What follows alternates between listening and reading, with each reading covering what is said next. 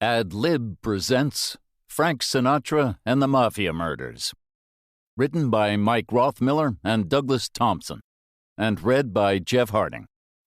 The moral right of the author has been asserted. This performance is owned by Ad-Lib. Preface. Their way. If I wasn't a devil myself, I'd give me up to the devil this very minute. Johann Wolfgang von Goethe, Faust, 1790. Frank Sinatra was born angry. It was cumulative. By the time his teenage son was kidnapped, he was persistently a whisper or a spilled drink away from a tantrum, which meant no one wanted to tell him that Frank Jr. had been abducted at gunpoint from a Nevada hotel and bundled like a bag of laundry into the back of a leaky Chevrolet. His cohorts shuffled the obligation like a pack of cards, and finally, it was left to Nancy Sinatra, the entertainer's former wife and the 19-year-old's mother, to tell him his son was a kidnap victim. A ransom was awaited. The news, on 8th December 1963, 16 days after the assassination of President John Kennedy, trampled all over Sinatra. His mood was tense, yet contained. There was much to think about. His younger daughter, Tina, would say her father considered it a sign from the mob that he remained silent about what he might know or learn linking organized crime to the Kennedy assassination. The man with the prize of an uninsurable voice didn't know what to say. His worn snakeskin-covered notebook had the telephone numbers of the most powerful people in the Western world. The White House was there, the office of the Attorney General of the United States, Robert Kennedy. In scrawled pencil, direct extensions at the FBI and the CIA. He calculated who could best achieve the safe return of his son. He put in a call to his godfather, Sam Giancana, the boss of the Chicago outfit and America's most powerful mobster, a hoodlum branded a constitutional psychopath by the 1943 American Army Draft Board when it rejected him for wartime soldiering for being too dangerous. Sinatra and Sam Momo Giancana were close friends. They didn't speak for long. Giancana promised he would resolve the problem. Sinatra agreed to let the Mafia handle it their way while he made other calls. Immediately he put down on Sinatra, Giancana contacted handsome Johnny Roselli, the mob's Mr. Fix-It in Hollywood, and Jimmy Fratiano, the busiest and most efficient hitman of the time. They were to deal with it. Within an hour of his conversation with Giancana, Sinatra placed another long-distance call. He, too, briefly spoke to Fratiano. It turned out to be overkill. Frank Sinatra was often a catalyst for that. Prologue. The Sicilian. Gentlemen rankers out on the spree, damned from here to eternity. Rudyard Kipling, Gentlemen Rankers, 1892.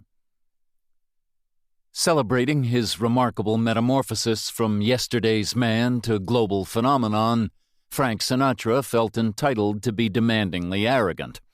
When he'd achieved that rare trick of resurrection and his voice was making old men feel young again, he thought he could walk on water. Especially after sipping Tennessee whiskey with his friend Humphrey Bogart, a man also guilty of imagining himself as the tough guy he played in the movies. During Jack Daniels' evenings at a favorite haunt, Chasen's Restaurant at a busy corner off Sunset on Beverly Boulevard in West Hollywood, their mood mostly amused the affable owner Dave Chasen. Bogart, after 10 p.m., he thinks he's Humphrey Bogart. Sinatra, Il Padrone, the boss. That's what they called the man in Sicily, that glorious but historically mobster-tainted isle at the toe of Italy, where Sinatra's bootmaker grandfather was born in the tiny town of La Cara Fridi. which for a small spot on the map has large social and cultural connections. Like Sicily. There's the bewildering coincidence that influential mobster Charles Lucky Luciano was born in the same year, 1897, as another Sicilian-born legend, the magical film director Frank Capra. With the American Mafia, Luciano helped create the world's most powerful crime organization. Capra, whose best-known film, It's a Wonderful Life, 1946, was made the year Luciano was deported home, promulgated the decency of white picket fence American suburbia. There's always a choice. Le Cara Fridi is a couple of dozen miles from Corleone, which gave its name to the Godfather trilogy, 1972, 74, and 90, film family, and by a rural road that journey again from Prizzi, as in Prizzi's Honor, 1985, which featured rival mafia assassins Jack Nicholson and Kathleen Turner. Hollywood is always keen to name-check colorful associations. Frank Sinatra was reluctant to acknowledge his antecedents, and throughout his life disguised that his grandfather Francesco shared a birthplace and ran the same cobbled childhood street as the Luciano family. Extremely sensitive. Preciously so, at times to the point of paranoia. The clear blue eyes chilled with fury about mention of his connection to the boys, the mob, the underworld, the mafia, the influencers of his career, the goons and the gophers, the wise guys who couldn't count on one hand to take the fifth. Yet they were very much part of his world, of the Hollywood studios, the nightclubs, the big bands. They ran the rackets, protection, prostitution, numbers, narcotics, loan sharking, extortion, counterfeiting, and bookmaking. Any enterprise where there was $1 of unearned income to make. He owed them, including the made man from his grandfather's neighborhood, Lucky Luciano, who helped save the life of a lover Sinatra was besotted with. His public detachment belied his notarized roots. Born on the cold Sunday afternoon of 12th December 1915 in Hoboken, New Jersey, the only child of Italian immigrants Natalina Dolly Garaventa and the heavily tattooed Antonino Martino Marty Sinatra. Marty, who'd followed his father Francesco from Sicily and arrived at Ellis Island in 1903, never learned to read, and as a part-time prizefighter got the body art to toughen up his look in the ring. He couldn't disguise the glass jaw. Hoboken couldn't hide its pedigree as Little Italy, a place of fedoras, cannoli, and airtight alibis. Most famous now was the location where Frank Sinatra began life, delivered by and facially scarred by forceps. The American Mafia had beginnings there too. They both got off to a noisy start. Baby Frank was for long moments believed to be stillborn. His 19-year-old mother only knew he'd made it when a friend at the birth held his blue body under a cold water tap and he screamed in shock and anger. Which was the general mood in the neighborhood. Nancy Sinatra reflected in her book Frank Sinatra, My Father, Coronet Books, 1986, the irascibility of her family and their neighbors. She wrote that a bar owner paid a debt to her grandfather with a horse in place of cash. Sadly, the horse was sick, and the angered Marty Sinatra walked the animal to the bar and shot it dead in the doorway. All very Sicilian. It was an environment which boasted mafia connections from A to Z, from syndicate leader Joe Adonis to New Jersey crime boss Abner Longy Zwillman. Everything and everyone had a price. Around every corner was a guy who could sell you a used car or kill you, and Willie Moretti was known to have done both on the same day to a sim, silly young man who irritated him about the mileometer. Moretti was all things: drugs, extortion, murder, in New Jersey, where he also ran huge gambling operations and, as his junior partner and in-house killer, protected the back of Longy Zwillman and the young singer from his neighborhood, Frankie Sinatra.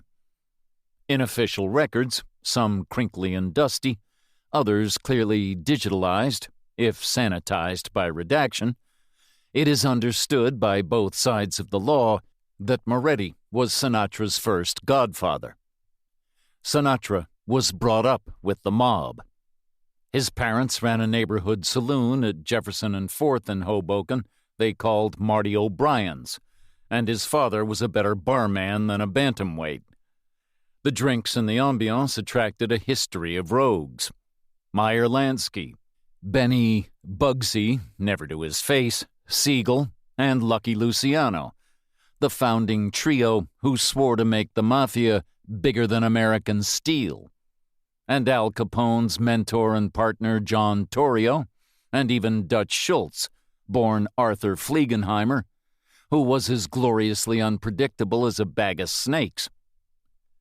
Sinatra came of age during Prohibition, when liquor was a potent currency, and the guys, so often around him, were becoming rich from bootlegging.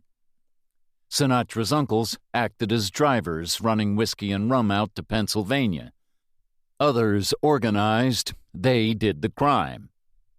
Teenaged Frank would sing for the customers, would-be millionaires maybe, but they nickel and dimed him when it came to tips in the waiting beer glass. His mother Dolly made money as a midwife, earning $50 for every child born. More lucrative were earnings for the illegal abortion service she operated for local girls, and convicted 5 times, she was nicknamed Hatpin Dolly.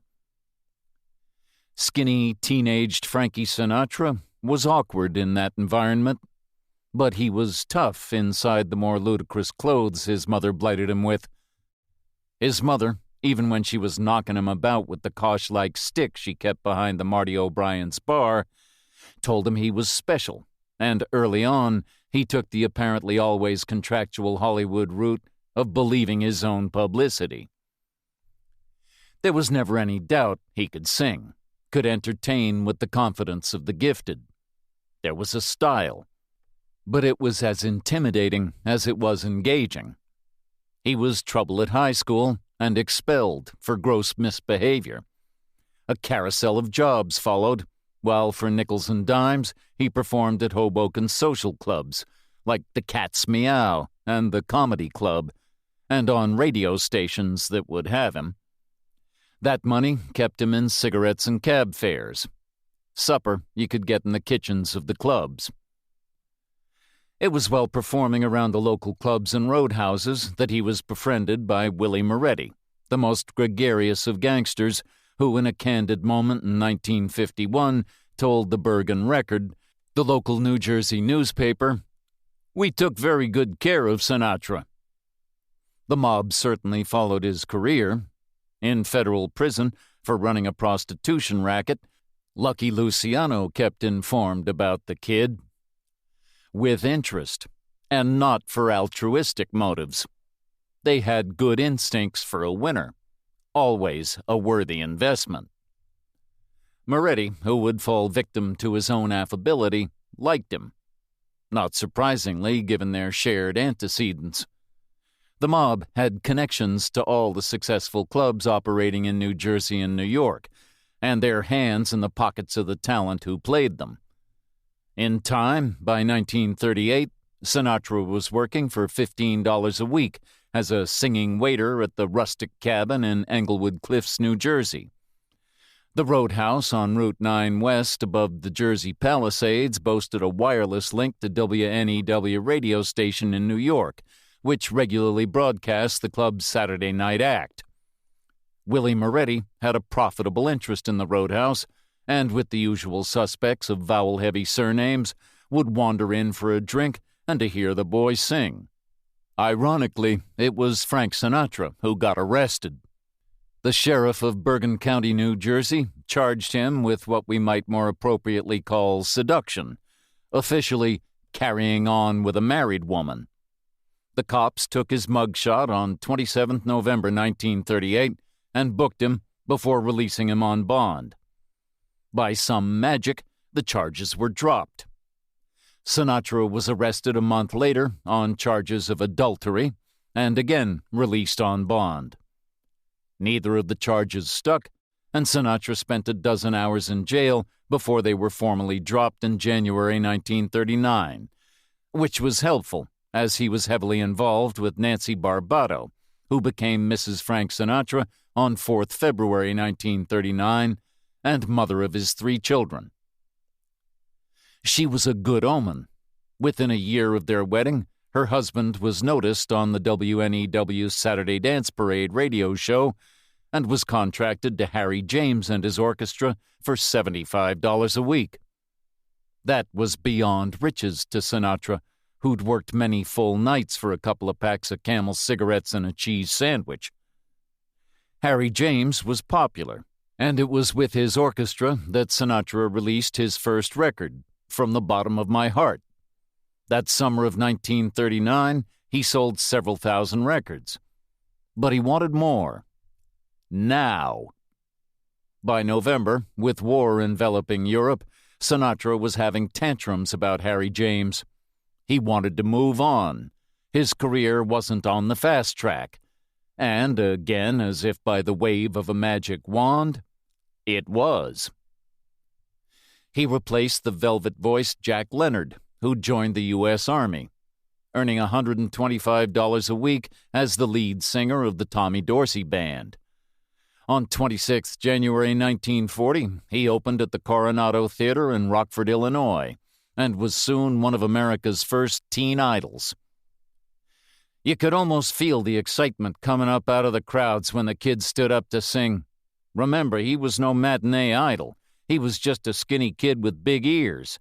I used to stand there so amazed I'd almost forget to take my own solos, was how Tommy Dorsey reported his early Sinatra days to the newspapers. By 1943, Time magazine gasped, "Not since the days of Rudolph Valentino has American womankind made such unabashed love to an entertainer." It was the start of a self-declared deity. That his Bobby Soxer fans screaming "Frankie" were often paid a few dollars by his inventive publicist George Evans, a spin doctor who cleaned up his client's biography with a precocious pencil. Dolly Sinatra went from convicted abortionist to Red Cross nurse, and Evans felt no need to note down names like Willie Moretti, only helped create a teen idol, arguably the first, if impatient, pop star. His popularity soared in tandem with the squealing Bobby Soxer chorus. And his other fans became more benevolent. Frank Sinatra was a phenomenal success, and as such, a cash machine. Within months, he saw himself as the star of the show, but contractually, 43% of his lifetime earnings as an entertainer went to Tommy Dorsey. The more solo hit records he had, the more Sinatra wanted out of the deal. By the summer of 1942, after much haranguing, he left the band. But the arrangement left him stuck with paying Dorsey more than a third of whatever sum more than $100 he earned. He needed that to end.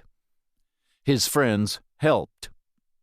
One evening in 1943, Willie Moretti slouched into Tommy Dorsey's dressing room and, without small talk or making much of a fuss, stuck a gun in the band leader's mouth. Moretti was backed by 2 associates, one of whom, Frankie Carbo, was an active employee of Murder Incorporated. Murder, Inc., the American Crime Syndicate Enforcement Service, which cleaned up difficulties by making them vanish. There are fractured versions of the incident, but its moments are acknowledged, even in later life, by Frank Sinatra himself. In his version, it's heated but friendlier than that overheard by FBI and police wiretaps on the conversations of mob associates. The message was blunt. Dorsey was told, drop the contract or drop dead. It suggested that Dorsey was given a cash payout to dilute the hurt, as the fictional band leader is by Don Corleone in the mimicked version of the negotiation in Mario Puzo's The Godfather. But outside of fiction, the mob are never needlessly generous.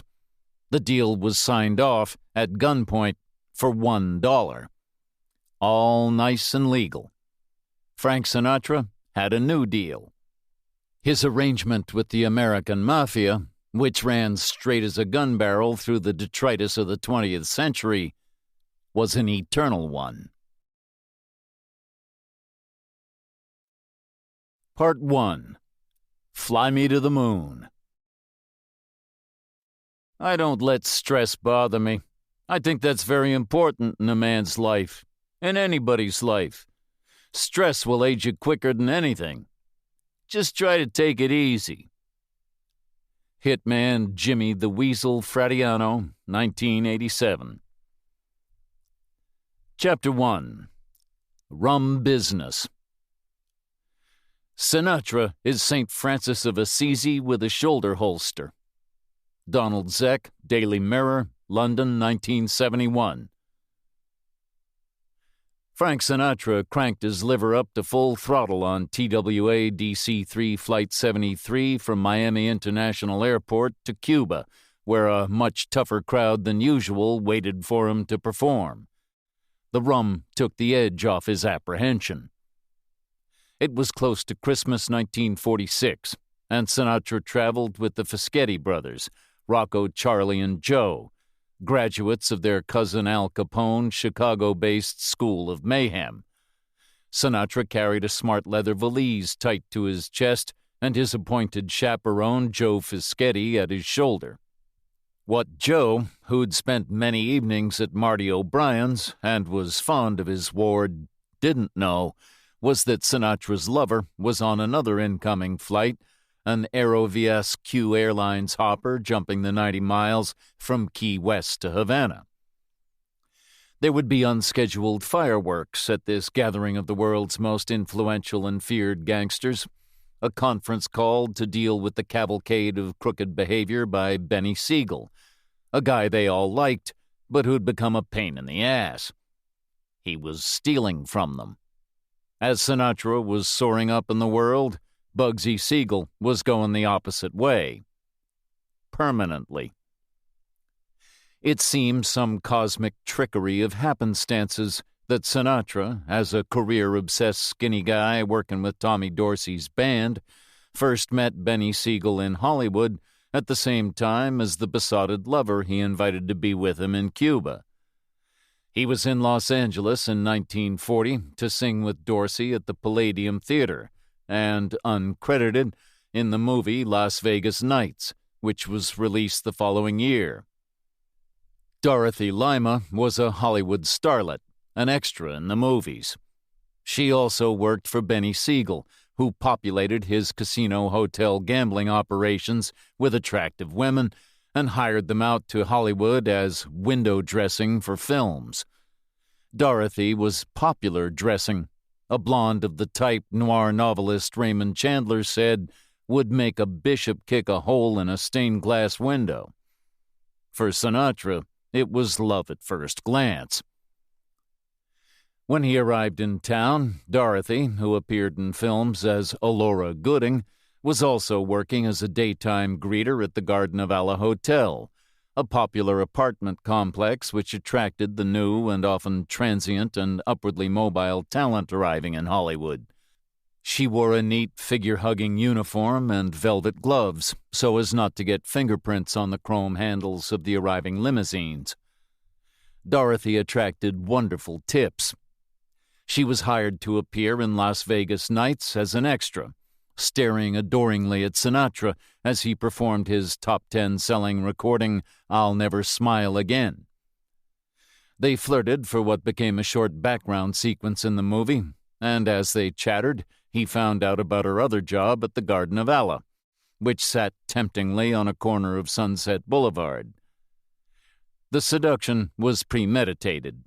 Sinatra booked himself into the complex for one night, and when he drove his rented Buick into reception parking, It was when Dorothy was on duty. When she opened the car door, she knew why he was there. He and his Buick didn't just drive in there by chance.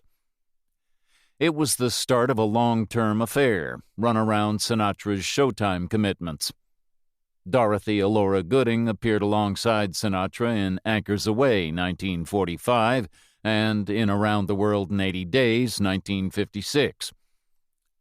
Next, the couple were living together at the Plaza Hotel at Hollywood and Vine, close to the Palladium Theater.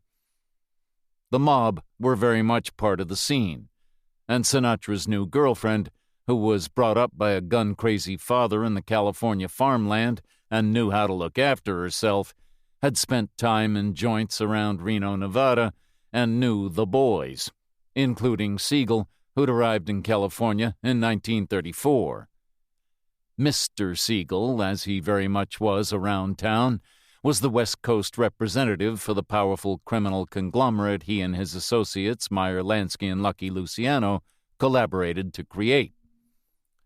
When Sinatra first met Siegel, the pistolero gangster was becoming more flamboyant and displaying more of the psychotic impulses his childhood friends in New York, Lansky and Luciano, had controlled for a long, long time. But he was making the money. One great revenue enhancer for the syndicate was The Wire, a radio transmission horse racing service that fed results to illegal bookies and their customers. When he'd first arrived in Los Angeles, the starstruck Siegel had teamed up with a face from his past, from Hell's Kitchen, New York, the actor George Raft. The two joked that during the day they played the horses at Santa Anita Racetrack and in the evenings chased the fillies along Sunset Boulevard. They were a colorful, chauvinistic double act. Siegel loved the girls and the horses. He'd been sent to the coast to build the mob's gambling business. He'd done that in Los Angeles, worked the rackets with the Hollywood unions, buttoned down the race wire service, and sorted out a live-and-let-kill relationship with Sicilian-born leader of the California Mafia, Jack Dragna. The East Coast didn't rate Dragna, a man everybody said thought small. He was clearly told to give Bugsy his lead. Dragna's main heavy, Mickey Cohen, was promoted above him to be Siegel's bodyguard. Siegel, a multiple murderer, founder member of Murder, Inc., who his pals said would fuck a snake, was welcomed into elite Hollywood society, the drawing rooms of Beverly Hills, and Los Angeles Police Department fundraisers.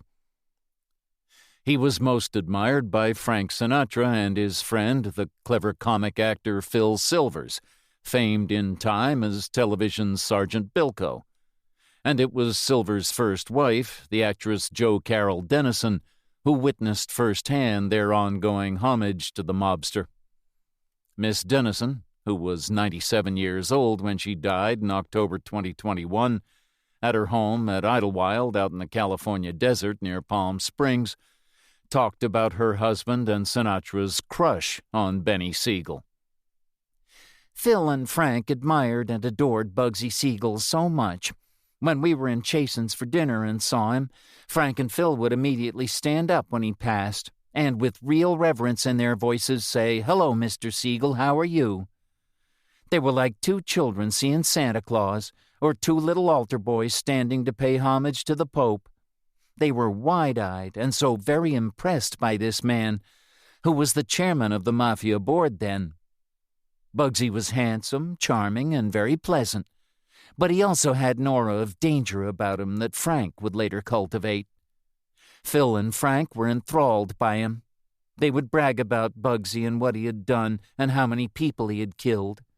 Sometimes they'd argue about whether Bugsy preferred to shoot his victims or simply chop them up with axes.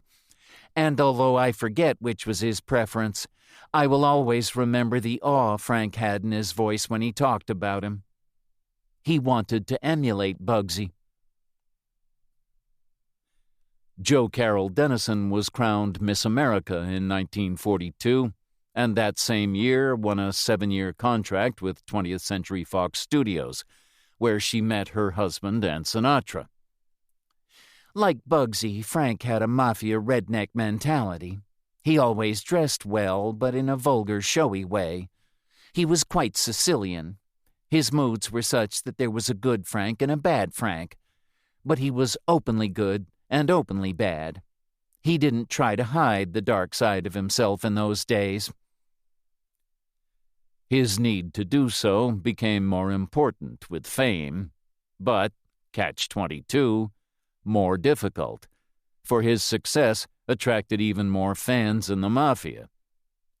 It was these early connections which in turn put the FBI and the Los Angeles Police Department's, LAPD, intelligence squad detectives on his trail. They tracked Sinatra for decades, up to the days before his death from a heart attack aged 82 on 14th May 1998 at his home in Los Angeles. The files on Sinatra bulged, thousands of pages regarding his movements, words, and friendships. The compilation began after Pearl Harbor and America entered World War II in 1941. There were loud suggestions that a doctor was paid $40,000 to declare Sinatra medically unfit for service, which he was on December 11, 1943, with the official explanation that a perforated eardrum made him unfit for duty. Contradictory archive records from U.S. Army files report that, like his friend Sam Giancana, he was not acceptable material from a psychiatric viewpoint. His new Hollywood compadre Benny Siegel also dodged the draft. Meyer Lansky had other plans for him. When Lansky had insisted Siegel take a look around Las Vegas, it was part of his geographical empire building. The syndicate had strong operations along the East Coast, in the Midwest, and in Florida. Cuba was being carefully cultivated as a mafia-controlled island. Lansky and Luciano, a powerful player even if imprisoned, had political connections directly and indirectly worldwide. Their contacts with all the puppet masters of crime, the men who pulled the strings, were impeccable. Being on the outside, Lansky was feared by many people, but admired by many more. Nobody could ignore him, especially not Benny Siegel, who only remained alive by the generosity of affection from his friend and associate. With the sun behind him, he drove to order in early 1942 from Los Angeles and into the Nevada desert and on to Las Vegas, where, in not too many years, Sinatra would be king. First, Siegel had to create the place for him to rule. For now, he just had to cough to start a sandstorm. Siegel was inured to the unexpected. When he'd arrived in Hollywood by train in 1937 and Mickey Cohen was appointed his backup and bodyguard, and all the rackets he and his mob partners operated in New York, New Jersey, Cleveland, and Chicago were flourishing at high profit in Los Angeles. But this Hollywood, this wonderland out on the West Coast, was a very different place. The police were running all the scams. The cops were the bad guys. They weren't fighting crime, they were the ones organizing it. Everything was not as it should be. It was upside down. As so often was the distinguished-looking actor William Boyd, Siegel's boyhood hero and star of Hopalong Cassidy, the early cowboy movies and television's first Western series. Boyd was apparently often too drunk to stay aboard his horse Topper. Siegel had no illusions, which was just as well, for when he first saw downtown Las Vegas, it looked as if Pancho Villa had that moment ridden into the sunset. There were gambling joints and sad cafes that matched the look of the weary cattle-train cowboys and thousands of acres of sand. Business in Las Vegas was mostly slot machines. Hotels doubled as casinos. The Golden Nugget, the Frontier Club, and the El Cortez, where Benny Siegel took a room. It was the ponies, not the poker, which had taken Bugsy to Nevada. Although gambling was legal, the race wire was only given state approval in 1941. legal gambling, the Holy Grail. Yet he looked around and only saw a desert. Now, with his corporate instructions, he had to join in the forward thinking. Crooked business had high overheads. Being honest meant more profit. Handsome Johnny Roselli was the Chicago mob's man in town. On the emerging Vegas Strip, he was a mover and shaker. The manners, the politeness, a veneer covering the street killer within. A man with that perfect shade of tan who dealt heroin and made his name in an often bloody way. He'd started out with the Capone outfit killing as Francesco Sacco, but dropped that birth name before moving out to the coast, where he looked good working with the lackluster Jack Dragna. His first specialty was Hollywood and the movies, which he ripped off for more than $1 million. Friend to those like Sinatra chasing careers, Roselli extorted the money by threatening to use a mafia-controlled union of stagehands to slow down or kill off productions through the unions he controlled. He was smart and careful and running the same combination in Vegas.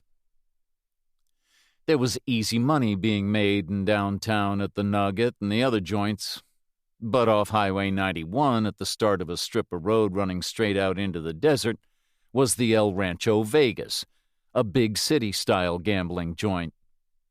Siegel tried to buy into the El Rancho, but his reputation went in the door before him. He blustered and blamed people as other investors created the Last Frontier, a futuristic resort with a swimming pool and tennis and, miracle of miracles, air-conditioned rooms. There were many illegal fortunes heading for Vegas looking for legality and respectability, and most were simply passing through, having a wash and brush-up and moving on for more of the same. There was even much talk of clean investment. Hell, the movie cowboy Roy Rogers and Trigger were going to open a dude ranch. Mae West was going to invite people to come up and see her in Vegas, and Sinatra and Tommy Dorsey, before their difficulty, talked of buying land along the Vegas Strip.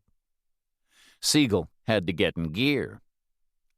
He bought the El Cortez with investments orchestrated by Meyer Lansky, his trusted associate Mo Sedway, and a dozen or so of the boys across America. Bugsy and Mo Sedway were operating it in person by Christmas 1945, and as post-war America enjoyed an economic upsurge and Vegas real estate went skywards, sold it for a huge profit at $600,000 7 months later. Happenstance then connived with Benny Siegel. Billy Wilkerson, who owned clubs along Sunset Boulevard and was connected socially throughout Hollywood, had run out of cash for his development of the Flamingo Hotel Casino. Wilkerson envisaged a hotel casino of wall-to-wall starlets, Hollywood stars, and big shots from all over, glitter and glamour and headline entertainers. So much going on there was no time, no clocks even to tell you the time, for the hordes flying in on the new airline flights to realize how much they were losing at the tables. Benny Siegel was in heaven. He'd been born for this moment. He and his syndicate partners bought 67% of the Flamingo project for $650,000. The money vanished fast. So did the mob's next cash investment as building costs rose uncontrollably. Contractor after contractor walked in the front door of the Flamingo and drove a Cadillac out the back. Bugsy spent money wildly. He had a fourth-floor master suite with side exits, 3-foot-thick concrete walls, trapdoors in the wardrobes leading to the basement garage and his always fully fueled getaway car. He also had his lady friends. He had Virginia Hill in the master suite with him, Italian Countess Dorothy DeFrasso in another room, actress and warm wartime pin-up Marie the Body McDonald in another. Along the corridor was Wendy Barry, fresh from the madcap movie world of Lucille I Love Lucy Ball, her co-star in Five Came Back. The British actress, who worked with Basil Rathbone as Holmes in The Hound of the Baskervilles, put up with a great deal from her lover. And his other lover, Virginia Hill, who'd never made it in acting other than in the bedroom. In the lobby of the Flamingo, Virginia Hill used her useful right hook and dislocated her rival's jaw. Siegel's business life was even more complicated than his bedroom one. It wasn't just a personal spending spree that was doing runaway arithmetic with the construction budget. He was paying top dollar because of hangover wartime shortages. He'd get black market material delivered in the day, stolen in the night, and sold back to him again the next day. It was all a nonsense, but a deadly one. By October 1946, the money spent stood at more than $4 million. 4 weeks later, the boys asked for project accounting. Bugsy panicked and raised money on non-existent stock and spent more and more, to a final upfront money total of $6 million, to have the Flamingo open for Christmas and the 1946 profitable holiday season. The rooms wouldn't be ready for occupancy. Gamblers would come and go somewhere else to spend the night and money. It was bad business, especially with other people's investments. There were few stronger bonds than childhood friendships, and Siegel and his friends, Frank Costello, Meyer Lansky, and Charlie Luciano, had stayed close and empire built together. They were, in every sense, blood brothers. Yet business held the trump card. Money was thicker. 10 years earlier, Luciano had gone down for a sentence of from 30 to 50 years on politically conjured prostitution charges brought by the ambitious special prosecutor Thomas Dewey. Lansky soldiered on with their global gambling plans without the considerable asset of a free Luciano. Frank Costello took over the 9-to-5 running of the syndicate.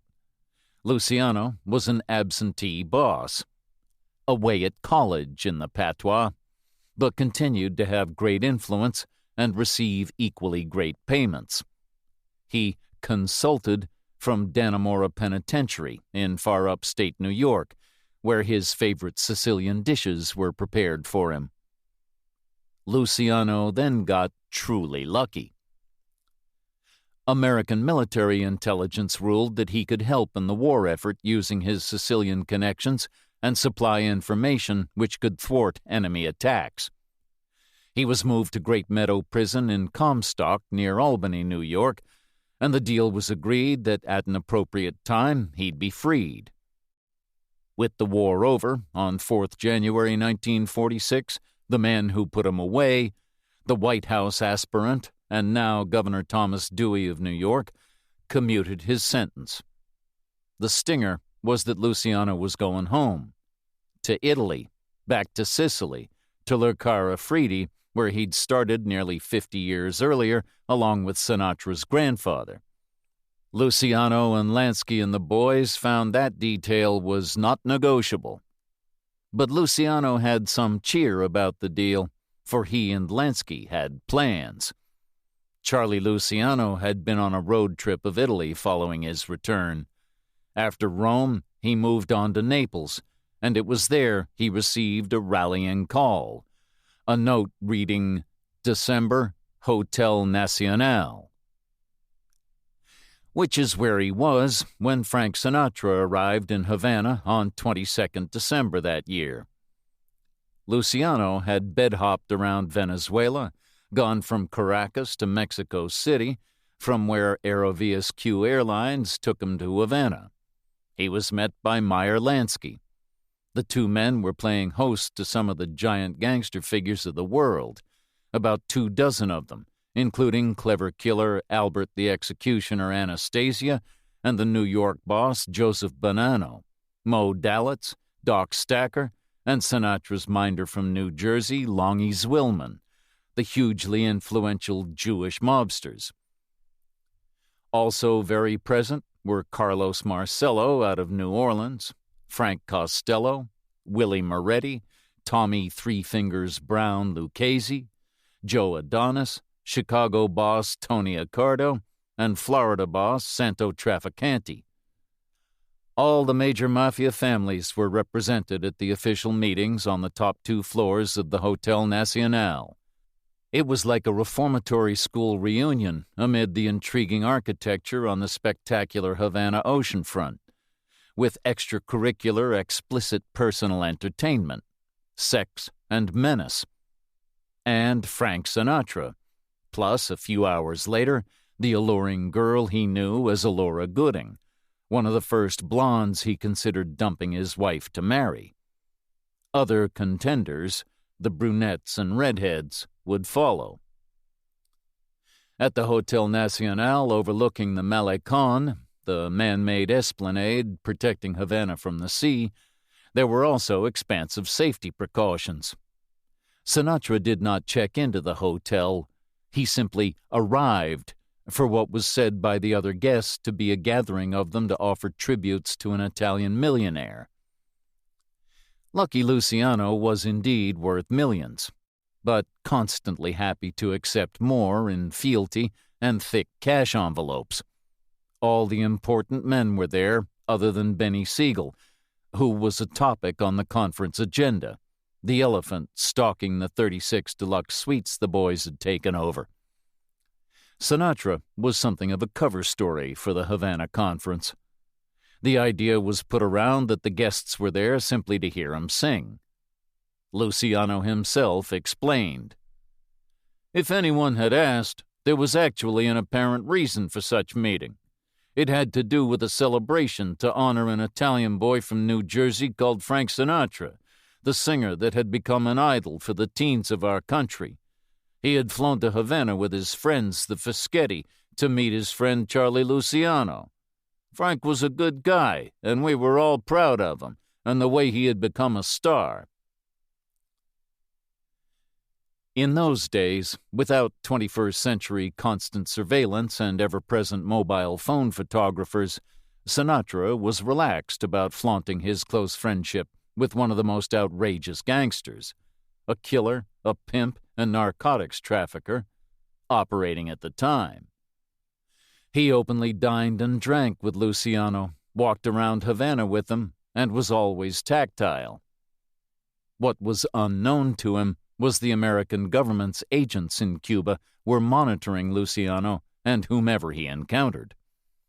Into the FBI files landed an assortment of 8x10 glossy black and white photographs of the mobster and the entertainer. One full focus of Sinatra with his arm roped affectionately around Luciano. A full flourish of gangsterismo. It mocked Sinatra's constant whine that he never mixed with goons. In truth, he was all but married to the mob. One evening, the Café Parisien Casino was booked with an international menu, champagne by the magnum, and liquor, including a heady local rum by the pint, with entertainment from Havana's legendary nightclubs, the Tropicana, Sans Souci, and Montmartre. At midnight, a small stage was hit by a spotlight, and Sinatra appeared. I sang as I can do it only when I am among my friends, until I grew hoarse, he was quoted as saying in Cuban newspaper reports. When Sinatra had sung for his supper, flamingo breasts, stews of tortoise, roast beefs of tortoise, local king prawns from Kohimar, large oysters from the coastal town of Sagua, deer chops, Luciano was given a tribute from the gathering. $2 million in crisp bills. But before the talking proper began, the delegates were invited to indulge in all the delights of Havana in and around the hotel. The tasty mild Bacardi rum and the giant cigars put a little pep in the salsa for the crime convention. The idea was for them to see how wide open a town it was, a place for vast investment of time and money. Of anything goes. The sex tourism went to the strangest places.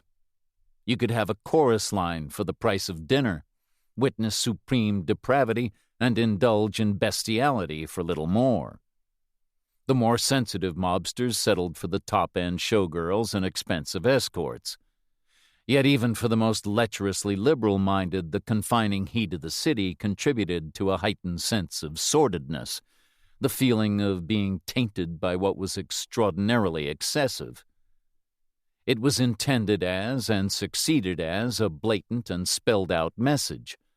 This was a city, a land, an island of total opportunity, a free-for-all, legally, without restraint. This was a paradise without social or economic justice. It was Meyer Lansky's global master plan to create in Cuba a gambling El Dorado, a golden goose of an island. And the way he talked, roulette wheels would be spinning in the sky. All the boys had to do was invest and stand by and watch the millions grow and grow into billions. His dollar-hungry audience at the Hotel Nacional de Cuba were enraptured, especially Santo Trafficante, who was acutely aware of the crackerjack potential in a tropical setting next door to America. They knew Fulgencio Batista, another Sinatra fan, was in the wings. The upwardly mobile soldier who, after running a series of token presidents, elected himself president of Cuba in 1940. He'd left the country in 1944 and moved to America with its blessing. He'd left his countrymen to be robbed blind by someone else, the new members of the Autentico Party. At the same time, the American government and the Mafia had no wish for incipient revolutionary forces or communist groups to become a unified force. The simple way was to assassinate the leaders of such groups which threatened the ambitions of imperialism or gangsterism. On all this, former President Fulgencio Batista was most helpful. In exile, he ran his life from a suite at the Waldorf Astoria in Manhattan and from his home in Daytona Beach, where he lived with his second wife. He'd married a young lover, Marta Fernandez. The Florida hacienda was on a vast estate with an English garden, connecting the Halifax River to it by its own pier. He kept a small boat on the river. He played tennis at the Daytona Beach Bath and Tennis Club. He was very good, and went to the cinema a couple of times a week. He saw Cagney in White Heat 3 times, and Sinatra and Gene Kelly in On the Town twice. He had 12 personal bodyguards. The U.S. government also supplied an around-the-clock protection team of 4 agents, until he again took over as president of Cuba in March 1952. Batista's mid-distance control of Cuba was aided by his loyal followers. They'd fly out of Havana on Expreso Interamericano, whose flights stopped in Miami, Vero Beach, and Daytona Beach. The Santo Trafficante family was welcome. He also hosted Lansky there, and other members of the syndicate, Cuban politicians and soldiers and undercover operatives from several governments, as well as secret agents from America, North and South and Central. Some agents worked simultaneously for the syndicate and the U.S. government. Batista, for all his little general airs and graces, did too. These agents were willing and able to contract out on special missions. Lansky ran Batista's life. They would meet in New York or at the Martinique Hotel in Miami Beach. But crucial talks were usually held in outdoor conference along the Halifax River, beside Batista's American paid-for English garden. Such was the Mafia control of Batista that he could have retaken power in Cuba at almost any moment of his self-imposed exile. And that power saved Sinatra and Elora Gooding, who decades later finally revealed to her daughter Julie the details of the deaths in room 214, the luxury suite she was sharing with Frank Sinatra. The couple were in bed after making short work of a bottle of room service delivered Cutty Sark whiskey and a tray of canapes, bread with anchovies and caviar. There was edgy, newly customized private security around the Hotel Nacional, especially the areas blocked out for the conference. Most of the guards were off-duty policemen or army officers. They had instructions to keep everybody but the VIP American visitors out. A crashing noise made Alora jump out of bed. She rushed over to the window, which overlooked a large courtyard filled with coconut palms and a mini forest of soft-leaved vines. The high black entrance gates were open, and two men in jacket and ties were running towards their part of the hotel. They had something in their hands. She yelled at the half-awake, startled Sinatra, "They've got guns!" "They're coming to kill us!" Sinatra began scrabbling through a suitcase for the German Walter gun he had a California license to open carry in a shoulder holsters. In the 60s, he carried a .38 Smith & Wesson in a holster, and found the pistol. Before he could turn from the suitcase with the weapon in his hand, there were shouts and commands in Spanish at the door of their suite, and men burst in. A hunting rifle had been leaning against the wall on the other side of their room, and Alora already had the rifle expertly armed and pointed at the door.